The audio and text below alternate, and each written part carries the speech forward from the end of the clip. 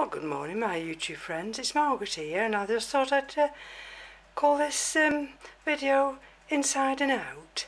And at the moment I'm in the living room, and that's one of the gloxinias, and this one's already flowered, which Keith's cut off there, and this is the only other one I think that's flowering at the moment. Right, so this is the windowsill in the living room which faces south. That's another gloxinia there. I think that was the last one, and it's not flowered yet. This is the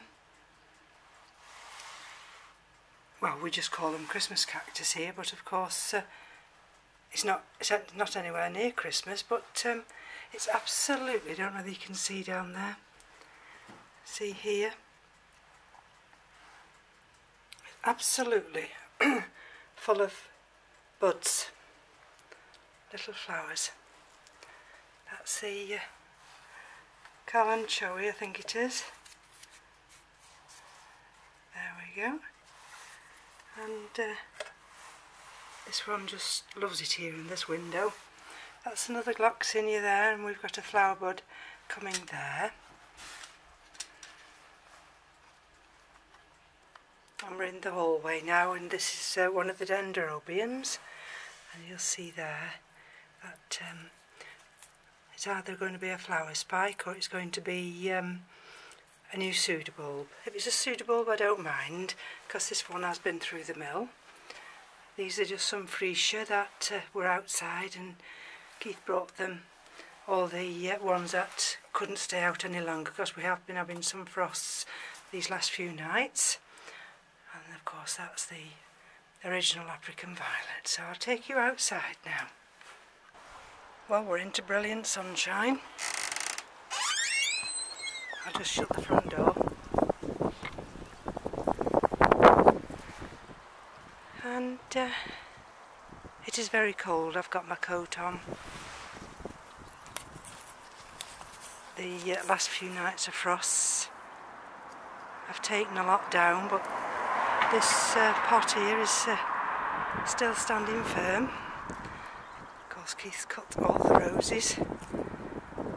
As you can see, the garden here. The cyclamens are doing lovely. There's lots of traffic this morning. Oh, we'll have bang bang bang now, that's the postman. And I'm in my own shadow. That's that big yellow rose which Keith's cut down. And he's got these pots filled with bulbs now, and pansies for the winter. These are still going, the calendulas. Takes some severe hard frost to completely knock them down.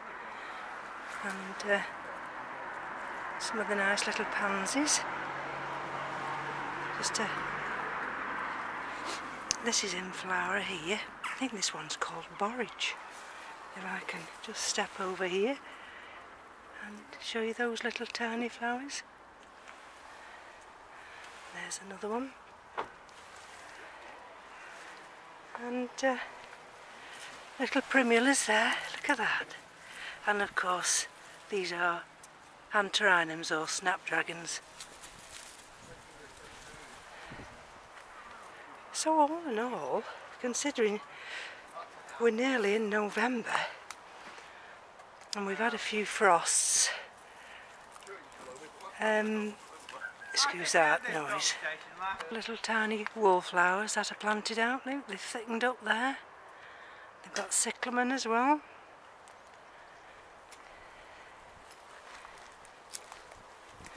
These are the sweet williams for next year. And that lovely rose Keith's cut down again.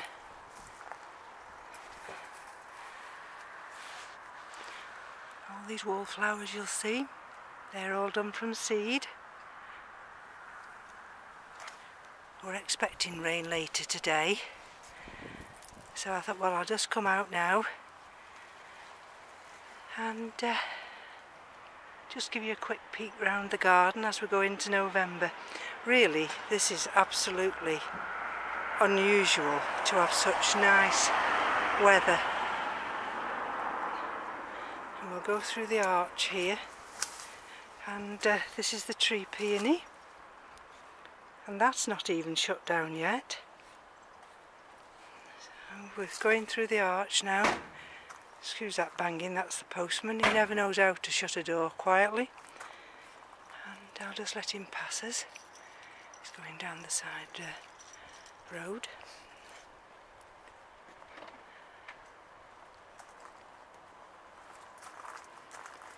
I think the only casualty this year of that very hot weather is that M.E.s Orchids, that's a conifer there, and that's evergreen, but you'll see the pine cones at her left are just brown.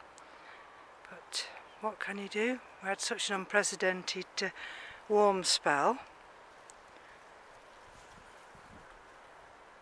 So this is in the side garden, and we've left that nice warm sunshine behind. These are all little pansy seeds that I did, and they've got tulips underneath. So we're all ready for spring, because it won't be long before the garden does shut down. We've got the tail end of a hurricane. Well, it's, by the time it gets to us, it's just heavy rain. That's developing now, and it'll be with us, I think it's Saturday and Sunday this week. See, one of the aces is shut down, and I've managed to put some pansies around that.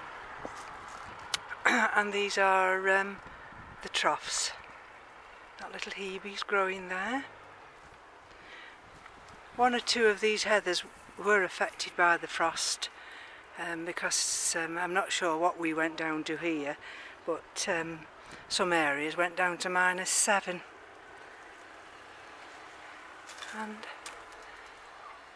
But it does catch the morning sunshine here, and that's another hebe that's settled down well.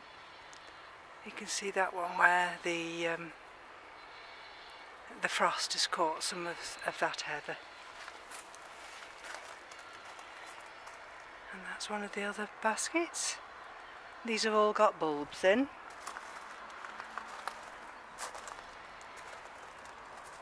And that's a little fern. So as we move out of the side garden now, you'll see my shadow there. Look at this. Can't believe this, can you? A Sweet William. But you'll see it's all tidy now. Keith shut it all down. And if I take you around this way, even now a little lavender, look at that. And I did see not long ago a rogue wasp trying to get into the kitchen window. You see, that's now shutting down. That horse chestnut, that's not one of those that grows in the fields. It's a small one that you can actually grow in the garden. And of course this is the forsythia. So until we get some really, I think it's the easterly winds that really shuts our garden down. Until we get those, a few frosts, they seem to bounce back. Of course we've had to take all the dahlias in. There's another antirrhinum, another wallflower, and that was that lovely tub of pansies and violas. And of course I've not been able to come out to Deadhead, but never mind. These are the berries off the tree just above us, which is an English native tree, a mountain ash. Now this is an orange one, and the birds won't come for these until they're absolutely desperate. They like the red ones. Now look at that, that's that viburnum flowering. Now that shouldn't flower at all until spring. So it is a bit tipsy-turvy, the garden. Some of the vibenas still going. And that's the wedding cake tree, which is shutting down. So all in all, you know, it's been not a bad autumn. They do predict we're going to get a real severe winter now. Whether we will, I mean, this acer's not shut down yet. And we turn around here. This acer in the potas. Now, those acers that are in pots, they always close down sooner. That there, I always think it's some kind of fern, but Keith tells me it's a hebe. But it does suit this spot. Sometimes you have to wait a while before you can find the right spot, and we found the right spot for that one. So this is in the far corner of the garden. Take that tip off. Now look at this. This is the berberis. Now you see, this shouldn't be flowering. This is the spring flowers.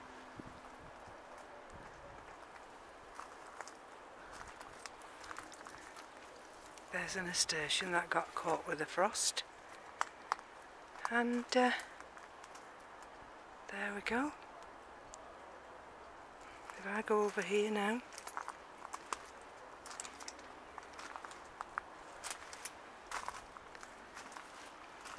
excuse my shadow, and that's one of the mahonias in its full winter plumage.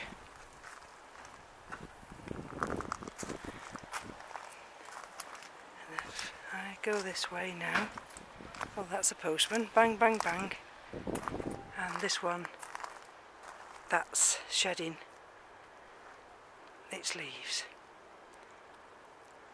We don't get the spectacular autumn colours like our American cousins, but we do very well at times. This trough here, which had all the dahlias, well, they're all inside now. But we've still got some of the pots still going from summer. Don't ask me how they're going. But then here we come to the pond area. I can't remember what this is called, but this is lovely because this has these beautiful autumn colours. And there's the pond area, clear now, because that will fill up with water. And these are just some little pots, keys filled with pansies, just to give us something to look at from the dining room window.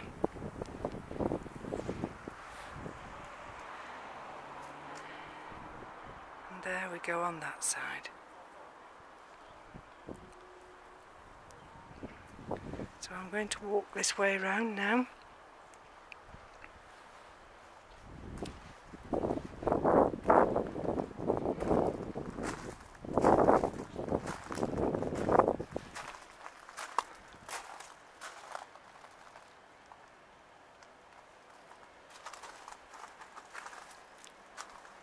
These are the auriculas.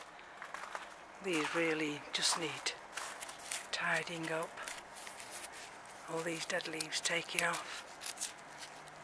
Sorry about that. Maybe at the weekend when I'm feeling a little bit more up to speed, I shall tidy them up, and then they'll just remain there dormant for the winter.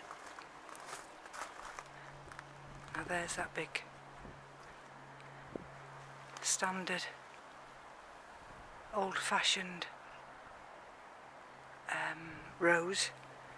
Lethal this is. Look at the barbs on that. And that's just starting to show its autumn colours. and that won't be long before it shuts down. As I say, Keith worked like a Trojan out here, because we're on clay, and it soon gets cold, so you don't have long. There's another pot.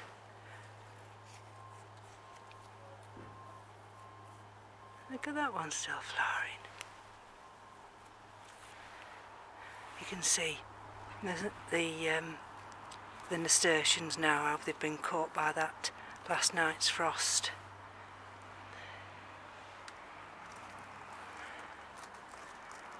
And if I come over here now,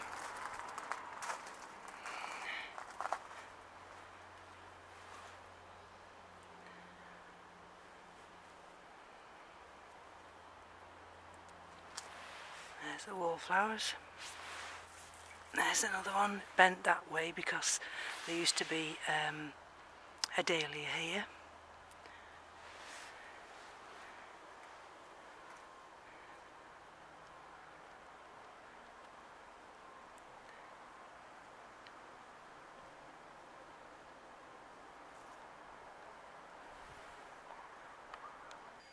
And this is where the dahlias are now. These have all been taken out of the pots. We've already bagged up and boxed up gladioli. These are a few of the remnants that are left. Like I say, these are all now here. Keith got these all in. These will dry for a day or two. We'll shake as much of this soil as we can off, and he's had to bring in one or two of the plants that are susceptible to the frosts, so they will have to stay in here for the winter. And I won't show you the entire garage because it's a bit of a mess, but things are under the table here. I think those are the crinums. I mean, in Florida the crinums, you know, they're outside, but here they've got to come inside. And one of my big dendrobiums, I always forget its name, the one that actually flowered last year, and that I've been looking at my notes, and that's got to have at least 2 months of 5 degrees. So when we go into a very cold spell, I will bring that down into the garage in the evening. There we are, you see. That's another little begonia there. These little combs, and these are some freesias. So I'm back into the grow room now, and most things have been watered. This will have to be moved here. This is the macrophyllum, it doesn't like sunlight. I'll just put that on there.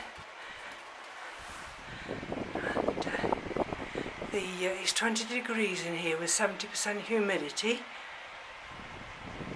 and everything's looking fine.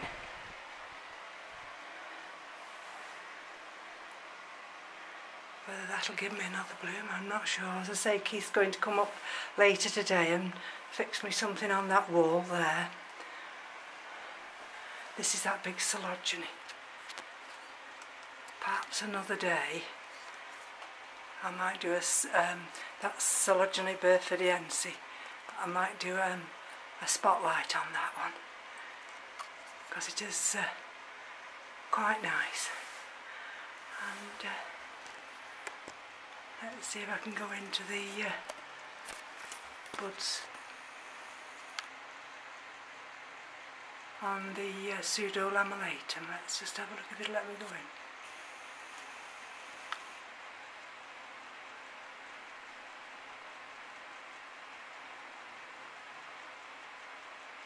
I don't know if that's going to focus. Maybe not.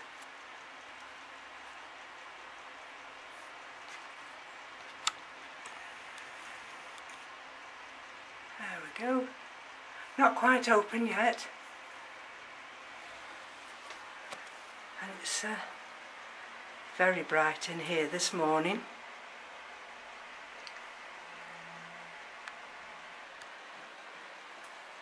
So this front shelf here, where all the dendrobiums are and the succulents, getting maximum sun. They absolutely love it. Have I come back out? Oops, sorry. Let me take you back out again. There we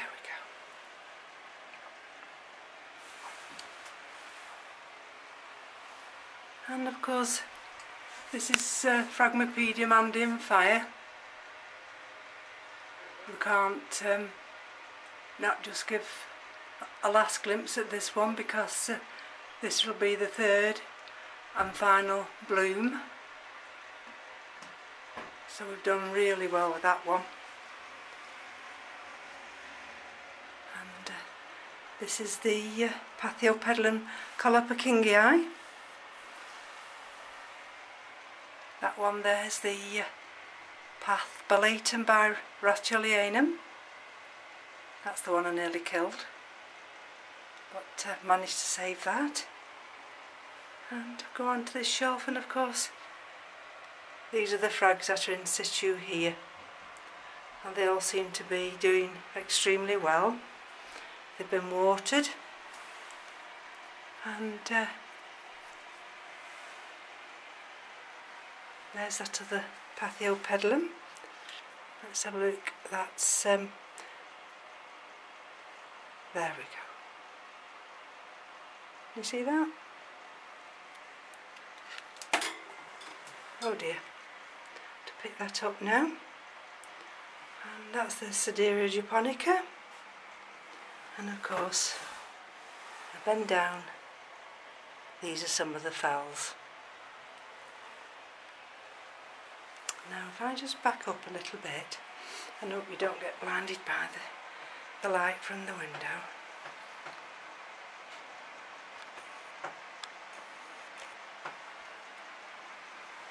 You can see how the sun comes from the east, and it comes right as far back here onto this wall, and then come the afternoon it changes direction, and then it will come and it'll hit everything on this area.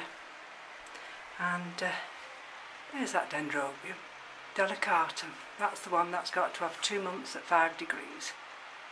So that's Pathiopedilum longiflorum, and that's good old Angraecum.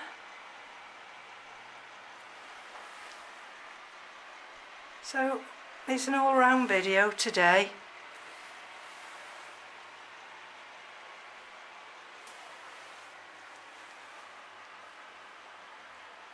And thank you for joining me.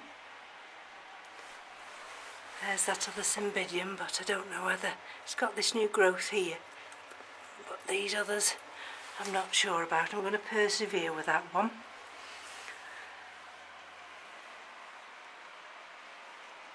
And the Kingianums over here in this corner.